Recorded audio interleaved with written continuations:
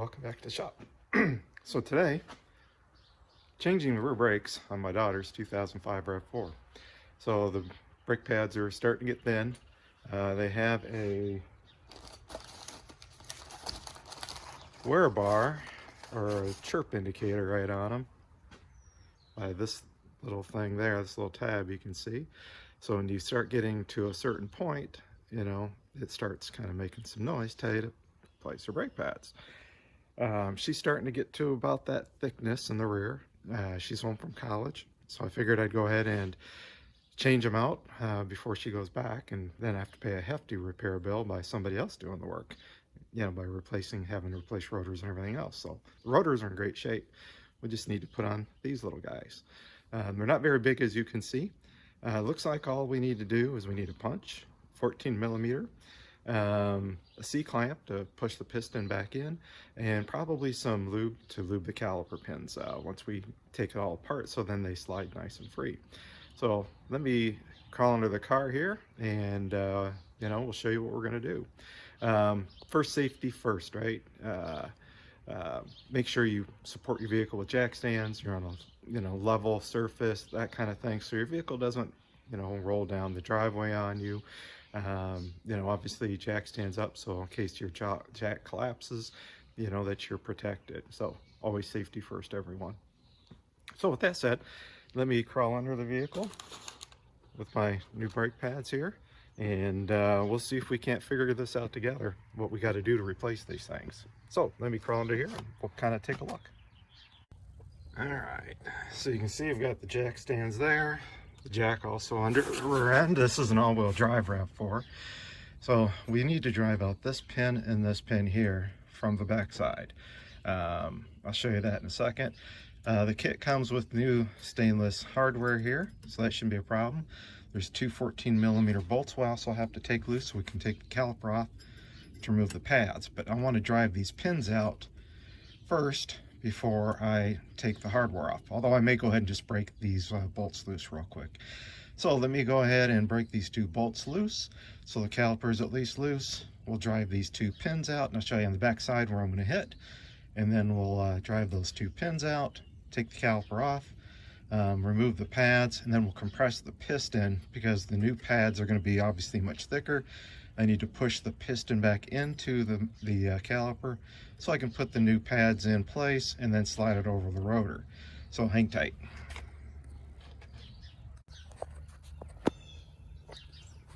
Okay, here is the back side of the caliper. Here is the top 14 millimeter bolt. Here is the bottom 14 millimeter bolt that we'll need to loosen. Mine came loose fairly easy.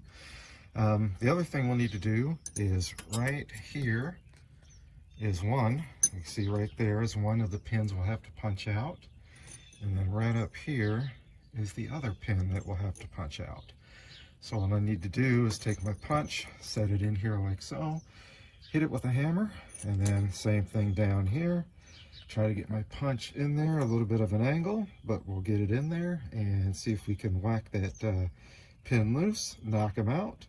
And then, like I said, then we'll finish taking these bolts all the way out, and then we can take the caliper off, remove the pads, put the new pads in, compress the piston back, put the new hardware on, and then reassemble everything. So let me go ahead and knock these two pins out, and we'll go to the next steps. Alright guys, so lesson learned. First thing you need to do is remove this old piece of stainless. And inside there, these are the new clips, but there's a couple clips like this, and there's a hole in this pin and a hole in this pin. You need to take that out first, and then there's another piece of wire that kind of holds this in place, and there's another one here that holds that one in place. So first thing is remove that metal shield that was like this, and then take those wire clips out, because it will prevent you from driving the pins out.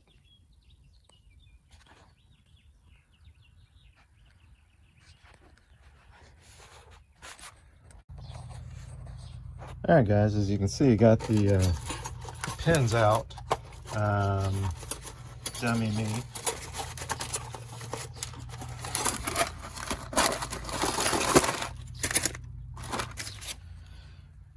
All right, guys, as you can see, I got the pins out, but what I had to do, because there were still little pieces of metal, sticking through the small hole, it wouldn't, just push through. So what I had to do is I kind of hit it a little bit, moved it out, then kind of rotated the pin so I could get the little piece of wire through the hole, pull it through, and then I was able to knock the, pin the rest of the way out, or pull it out once I got it started. So now you can see here we've got our brake pads. So now we'll go ahead and remove the caliper, and you can see the piston right here is extended quite a ways out. That's why we need to push that piston back into the caliper so we can put the new pads in, which will be much thicker than the old ones.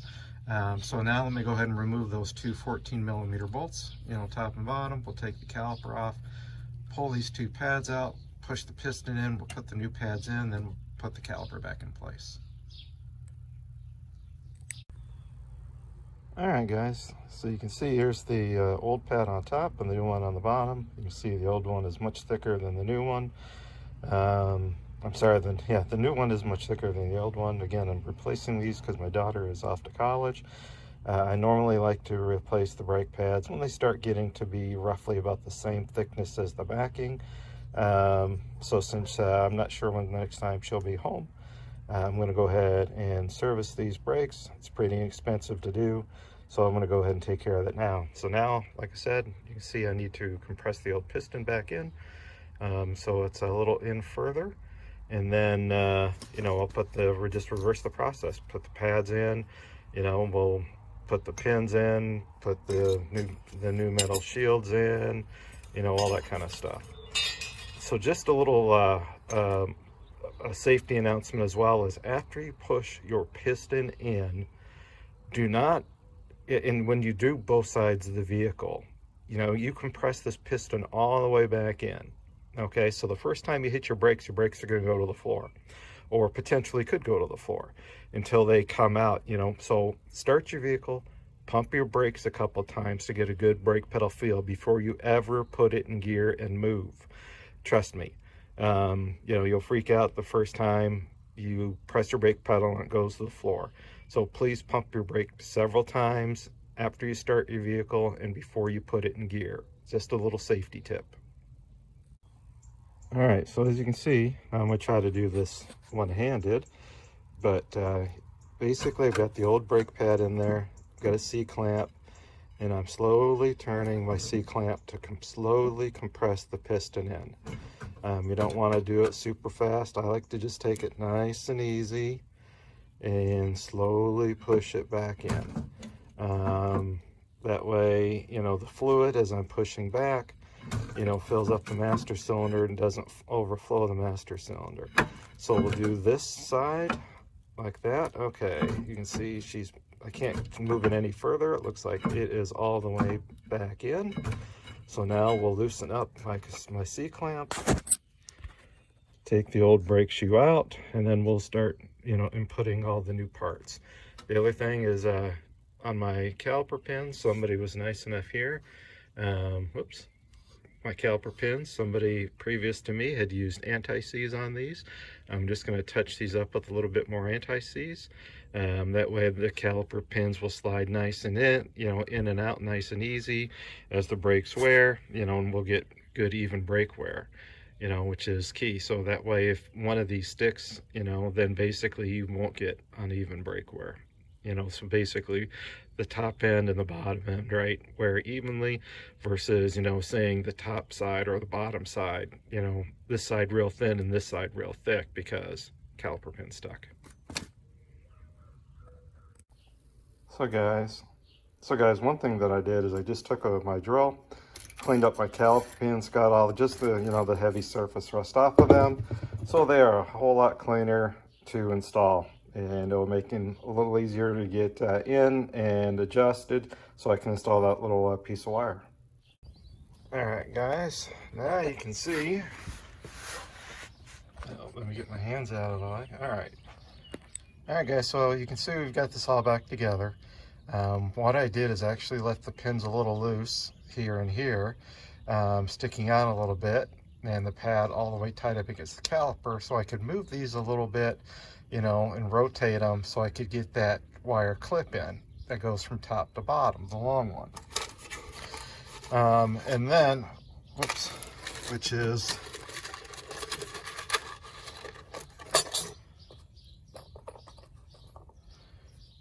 was this one. So that way I could, like I said, rotate the clips a little bit, you know, and to be able to get this in, or those pins. These little clips are a little bugger because you need to take them around the back side. For example, this one here, you know, you need to take it around the back side of that, right? That's what the little hook's for, behind the back side, okay? And then it obviously goes up and over here, and then there's a hole in your brake pad, all right, that you put that into, okay? So you got to put that clip into the hole, into the brake pad, loops over top of the brake pad here, and then behind the caliper pin there. Same thing here, it goes behind the caliper pin, but it goes over top of this wire to hold that wire in place, and then loops over again the shoe here, and then goes into the hole. You can see the hole in the caliper or in the brake pads.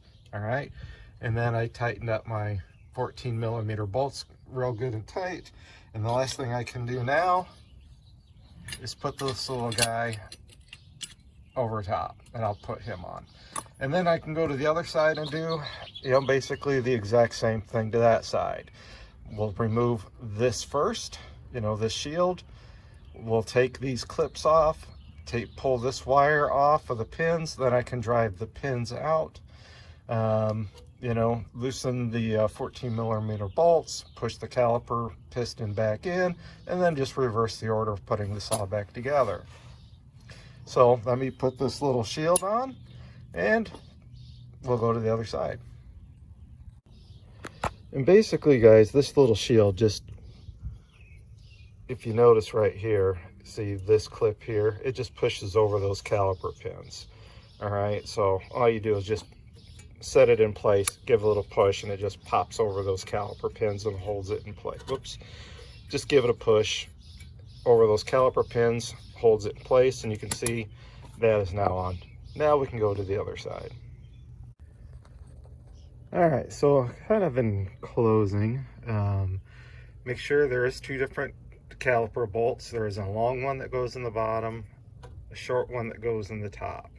So just remember to put the short one on top, long one in the bottom, and torque on them to manufacturer spec. In fact, do all of this to manufacturer specification. Other thing, you know, if your rotors are damaged, grooved severely, these were new, you know, when the brakes were last replaced.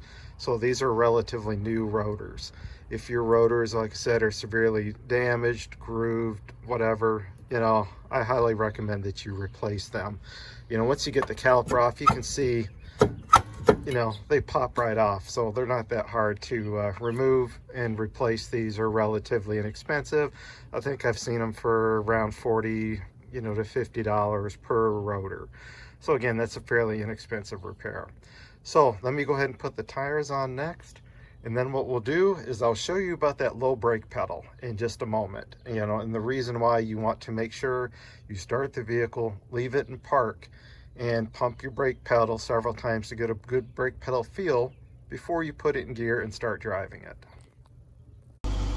All right, everybody. So now I've started up the vehicle, and you can see the brake pedal goes down quite a ways. So I want to pump it up a few times before putting in gear. You know, we've got that nice brake pedal now, and it doesn't go to the floor. So now, all right, guys, so now I'm going to go ahead and take this out for a spin, just make sure everything feels good, there's no funny noises, you know, that kind of thing. And that kind of wraps up this video. So if you do not feel comfortable doing this, at least you know what a professional is going to be doing if you take it for a brake service. So I guess you could, just like I said, kind of a general idea. If you are mechanically inclined, you can see it's not that difficult. It just takes a little time to tackle it. So with that said, guys, I hope you enjoyed this little short video, you know, on how to kind of do a service on your rear brakes on your RAV4. So with that said, I appreciate y'all watching. You all have a great day, and we'll talk to you on the next upload if you're a subscriber. And if not, please consider subscribing, because I do a lot of just all kinds of random stuff. Thanks again, guys. Have a great day.